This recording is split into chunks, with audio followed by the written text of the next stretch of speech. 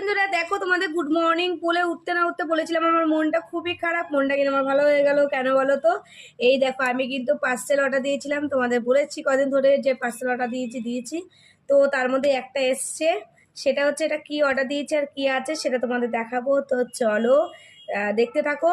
অবশ্যই কিন্তু পুরো ভিডিওটা দেখবে আর কি পার্সেল আছে এটা কিন্তু তোমাদের দেখানোর পর তোমরা অবশ্যই কমেন্টে জানাবে যে তোমরা কারা কারা এরকম আছো, অর্ডার দাও, ঠিক আছে? আমি কিন্তু এটা মিশোর থেকে অর্ডার দিয়েছি, তোমরা জানো আমি যখনই অর্ডার দিই মিশোর থেকে অর্ডার দিই।